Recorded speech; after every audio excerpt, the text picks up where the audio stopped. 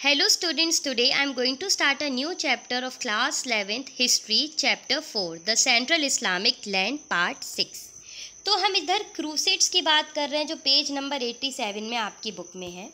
तो medieval Islamic society Christians, तो हम ये देख सकते हैं कि मध्यकाल में इस्लामी समाजों में ईसाइयों की पुस्तक वाले लोग, जैसे बुक थी एल हम किताब, तो इसमें अपने स्क्रप्चर्स द्वारा समझाया गया था। ये एक तरीके का धर्म ग्रंथ था। न्यू टेस्टिमनीज इन इल्जिल्स, तो ये एक तरीके का सेफ कंडक्ट था। इसमें तीर्थ यात्री, राजदूतों और राज यात्रियों के बारे में बताया गया था।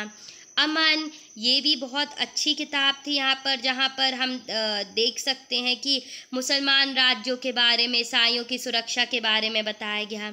तो इन क्षेत्रों में ये दिखा कि चाहे बैजेंटीन साम्राज्य का कब्जा था विषय के रूप में, या फिल्मिस्तान में पवित्र भूमि थी, या अरबों में हम देख सकते हैं जेरूसलम 638 में, तो ये भी एक तरीके से जीत लिया गया। लेकिन ईसाइयों की कल्पना में हम देख सकते हैं कि क्रिश्चियनिटी एक तरीके का इमेजिनेटिव प्लेस बनी, जहाँ पर जीसस क्रूरिफिकेशन, ये मतलब यहाँ है जीसस को मारा गया था, क्यूरिफाइड किया गया था, और रिक्रेशन का मतलब होता है कि वो वापस आए थे इस धरती में। तो ये बहुत बड़ा इम्पोर्टेंट रोल प्ले करता है इस जगह पर। तो हम ये देख सकते हैं कि मुस्लिम क्रिश्चियंस, तो मुसलमान जगत में एक तरीके से 11th सेंचुरी में एक क्रिश्चियनिटी भी इस्टेब्लिश हो चुकी थी, मुस्लिम्स भी थे, और ये साथ में ही थे Normans, Hungarians and slave heads में हम कह सकते हैं। तो जब हम देखते हैं कि जैसे कन्वर्ट हो रहे थे मुसलमान, फिर से कन्वर्ट होने लगे थे क्रिश्चियंस में, तो लोग आपस में कहीं ना कहीं कोई ना कोई रिलीजन में कन्वर्ट हो रहे थे। एक सोशल वो कहीं ना कहीं डिवाइड हो रहा था इस समय। तो वेस्टर्न यूरोप में 11th सेंचुरी ने हॉस्टैलिटी करी यहाँ पर क्रिस्टियन एंड इस्लामिक वर्ल्ड। तो ये भी दो ऑर्डर थे यहाँ पर। एक था कि एफर्ट्स कैसे पॉलिटिकल स्टेबिलिटी लाएं, इकोनॉमिक ग्रोथ लाएं, एग्रीकल्चर, ट्रेड, इंफ्रास्ट्रक्चर में एक योगदान प्रदान करें, या हम ये भी मान सकते हैं कि एक परिवर्तन की बहुत ज़रूरत है, चाहे वह राजनैतिक हो, चाहे वह कृषि योग में हो, चाहे वह आर्थिक विकास हो।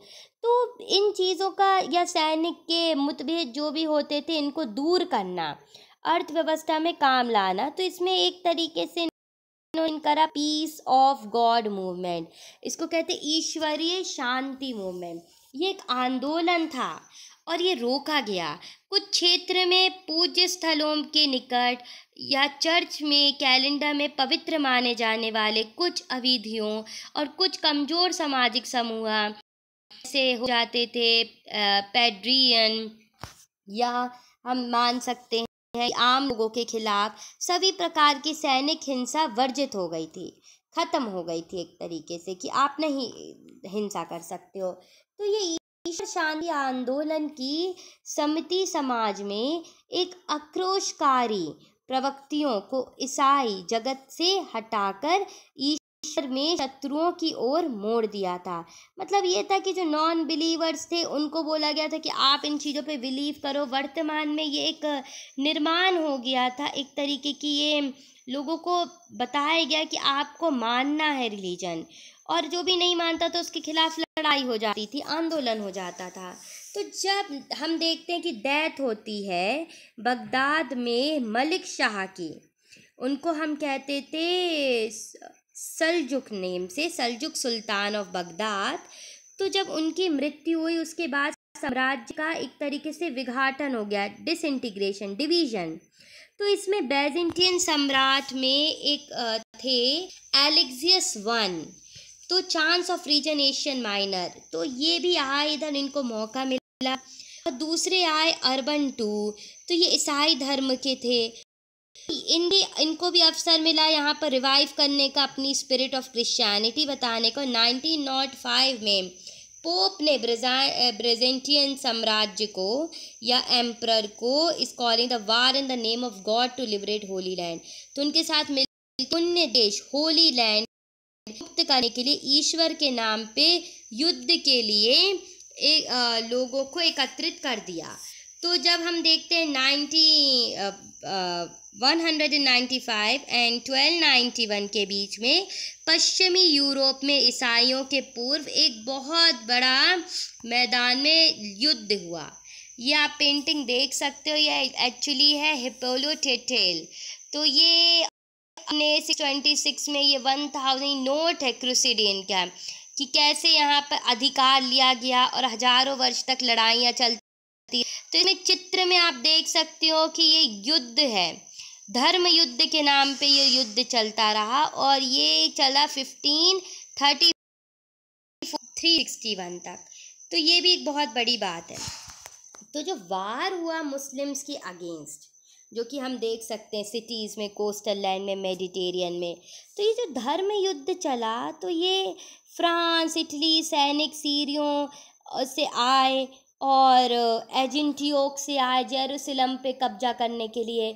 तो शहर में मुसलमान और योद्धाओं आपस में एक दूसरे की हत्याएं करने लगे और विक्ट्री के लिए लड़ने लगे, जिन्हें फिरंगी अथवा हम कह सकते हैं कि आपस में जो लड़ रहे थे पश्चिमी लोग, आक्रमण कर रहे थे एक दूसरे पे। कोई कह रहा था ये मुस्लिम एरिया, कोई कह रहा था क्रिश्चियन एरिया, कोई कह रहा था ये जेरूसलम का एरिया है, कोई कह रहा था जीसस का क्यूरिफिकेशन का एरिया है। तो ये धर्म युद्ध में परिवर्तन हो गया। और फिर हम ये देखते हैं कि जैसे जैसे राज्य स्थापित हो रहा था और ज़्यादा लोगों की मौतें हो रही थी, क्रूसिफाइड हो रहे थे लोग, और धर्म युद्ध की रक्षा के लिए और लोग मरने लगे। तो ये एक तरीके से बहुत बड़ा आउटरेंजर हो गया था कि कुछ समय तक भली भांति कायम रहा, लेकिन जब टर्किश भी आ गए 1144 में, तो उन्होंने कब्जा कर लिया, तो पोप ने दूसरा धर्म युद्ध छोड़ दिया। तो दूसरा धर्म युद्ध हुआ 1145 से लेकर 1149 में। फिर जर्मन फ्रांसीसी सेना यहाँ पर आ गई, कब्जा करने की कोशिश करने लगी, लेकिन उन्हें हराकर घर लौटने के लिए इन लोगों ने मजबूर कर दिया। उसके बाद हम देख सकते हैं कि आउकटमेन की शक्ति धीरे धीरे कम होती गई और धर्म युद्ध का जोश अब ख़त्म हो गया। मतलब जितना लोगों को एक टाइम पे था एक पैशन फाइट करने का, वो कम हो गया। और फिर ईसाई लोगों ने भी नए नए इलाकों में लड़ाई करनी शुरू कर दी थी, क्रिश्चियन लोगों ने। फिर सलादीन आए, उन्होंने बोला सीरिया साम्राज्य की स्थापना करी, यहाँ पर ईसाइयों के विरुद्ध में धर्म युद्ध करने को। और एक तरीके से ये होली वार अगेंस्ट जिहाद और क्रिश्चियनिटी में हुआ, जो कि फिर 1187 में ने और पहला धर्म युद्ध लगभग एक शताब्दी बाद जेरूसलम पर फिर से कब्जा कर लिया। तो उस समय भी अभिलेखों में संकेत मिलता है कि ईसाई लोगों के साथ सलाहुद्दीन का व्यवहार बहुत खराब रहा, क्योंकि वो मुस्लिम थे, तो वो क्रिश्चियनिटी को बिल्कुल पसंद नहीं करते थे। तो जो विषय रूप से इस तरीके के व्यवहार का विपरीत था, और जैसे पहले हम देख सकते कि क्रिश्चियनिटी, मुस्लिम्स और हम कह सकते हैं ज़ोरिटिम या यहूदियों के साथ जैसा व्यवहार था, वो काफी में आया। और ये बहुत बड़ी चीज़ थी कि इस तरीके से युद्ध हो रहा था, लोग मर रहे थे, कहीं मस्जिदें जलाई जा रही थी, लोगों को मारा जा रहा था, और फिर जेरूसलम जो क्रिश्चियन शहर था वो मुसलमान शहर बन गया। तो हम ये भी देख सकते हैं कि एक शहर छीने जाने से 1109 में तीसरा धर्म युद्ध चालू होता है। लेकिन धर्म युद्ध करने वाले फिर पैलेस्टीन थे, जो कि जेरूसलम पे एसेस करे थे, क्रिश्चियन पिलग्रिम पे, तीर्थयात्रियों पे करे थे। तो ये एक तरीके से हम ये भी देखते हैं कि लड़ाइयाँ ख़त्म नहीं हो रही थी यहाँ पर। सिर्फ वो क्रिश्चियंस कह रहे थे हमारा एरिया है, पैलेस्टीन्स कहने लगे हमारा एरिया है, और मुस्लिम्स कहने लगे ये हमारा एरिया है। तो धर्म युद्ध के नाम पे धीरे धीरे यूरोप की इस्लाम और सैनिक दिलचस्पियाँ समाप्त हो गई थी, और उसका ध्यान अपने आंतरिक राजनैतिक और सांस्कृतिक विकास की ओर जाने लगा। तो इन धर्म युद्ध से ईसाई मुस्लिम संबंधों में दो पहलुओं पर स्थायी प्रभाव छोड़ा। इसमें से एक था कि मुस्लिम राज्यों का अपना ईसाई प्रयोजनों की ओर कठोर रुख और लड़ाइयों की कड़वी यादों और मिली जुली आबादी वाले इलाके में सुरक्षा की जरूरत था। और दूसरा था कि मुस्लिम सत्ता में बहाली के बाद भी पूर्व और पश्चिम के बीच में व्यापार में इटली का व्यापारिक समुदाय पिसा जाने लगा। तो युद्ध के जो 3 धर्म युद्ध हुए, इसमें बस लोगों का नुकसान और सालों साल लोगों को हानियां ही पहुंची, जो कि बहुत नेगेटिव इम्पैक्ट करती रहीं।